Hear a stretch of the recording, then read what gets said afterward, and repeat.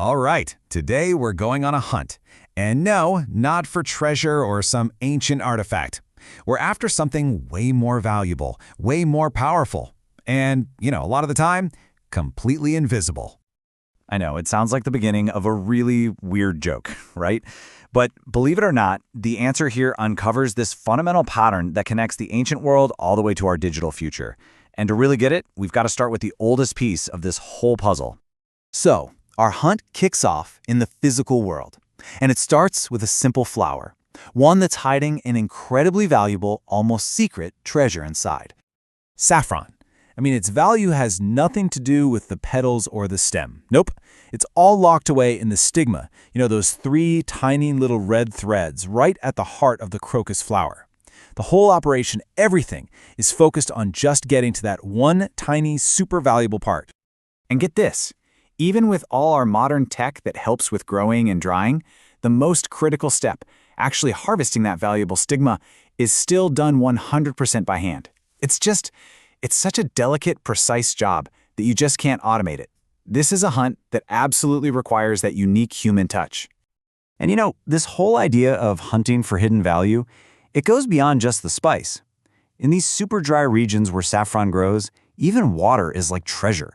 It has to be carefully, extracted from the environment. And saffron's growing cycle is pretty cool because it actually lets farmers grow this high-value crop by working with that scarcity, not against it. Okay, so let's take this idea of careful extraction and pivot. We're moving from the physical world to something way more intangible. Our hunt is shifting from a flower to the incredibly complex landscape of the human mind, because there's a whole different kind of value hidden right inside our thoughts. So in therapy, especially something called cognitive behavioral therapy, or CBT, the saffron stigma, if you will, is what they call an automatic thought. These are the unconscious, really deep-seated beliefs that totally shape how we feel and act. And just like that spice, finding them is incredibly valuable. But yeah, you've got to know how to look. And this is exactly where the skill of the harvester is so critical. A regular, off-the-shelf AI might just give you a super vague summary, something like, oh, the patient avoids trauma reminders. Okay, thanks.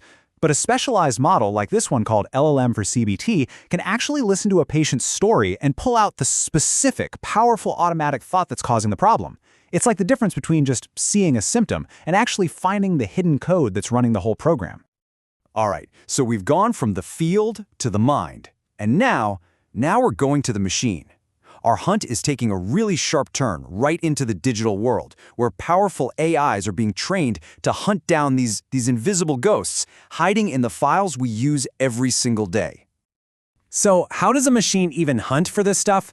Well, it uses a technique called named entity recognition. And what that means is, instead of just reading the words like you and I would, the AI is actively scanning the document, it's searching for and categorizing key pieces of info, like names, dates, locations, all the little details we probably just skim right past. It's basically building a structured map from a big mess of unstructured text. And this difference in what we see versus what it sees, that's the whole point. We look at a file and see a business report. A machine sees this rich, hidden layer of metadata. Who wrote it? What company they worked for? When it was created? It's a goldmine of context. But if a machine can be trained to find any hidden information, what happens when that information is put there for a malicious reason? And this is where our story takes a really dark turn. Because that same skill set, the ability to find what's hidden, can be weaponized.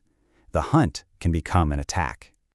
It's called an invisible font prompt injection, and it is a seriously clever attack that hides a malicious command right there in plain sight. An attacker literally creates a custom font where every single letter, A, B, C, you name it, is just a blank space. So to us, it looks like absolutely nothing. So the attacker takes a malicious command, types it out using this invisible font, and sticks it in a perfectly normal-looking document. You can't see it. You can't even highlight it with your mouse. But here's the crazy part. When you upload that file to an AI, the AI isn't looking at it like we are. It's reading the underlying code. And in that code, it sees the invisible text we can't. It finds the hidden command, and boom, it runs it. And just like that, the AI is completely hijacked. The user thought they were getting a summary of a report. But nope. The AI's new instruction, pulled straight from that invisible text, is to start generating malicious code. The attacker has successfully hunted down a vulnerability and turned the AI into their own personal tool. Okay, a saffron farmer, an AI therapist, and a cyber attacker. We've seen what they all do, so what's the deep universal pattern here? What connects all of them?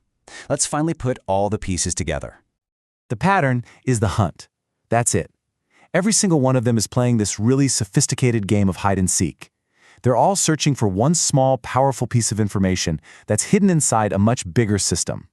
And it doesn't matter if that system is a flower, a human mind, a PDF file, or even an AI's own programming. So what's the big takeaway here? Why does this matter? Because whether you're trying to create value or cause harm, it turns out it's all the same game. It's a game of extraction, finding that needle in the haystack. It's a game of interpretation, figuring out what that needle even means. And maybe most importantly, it's a game of protection, learning how to defend our own hidden value from anyone who wants to exploit it. Look, from farming to psychology to cybersecurity, this hunt for what's hidden is what drives so much of our innovation, but also our conflicts.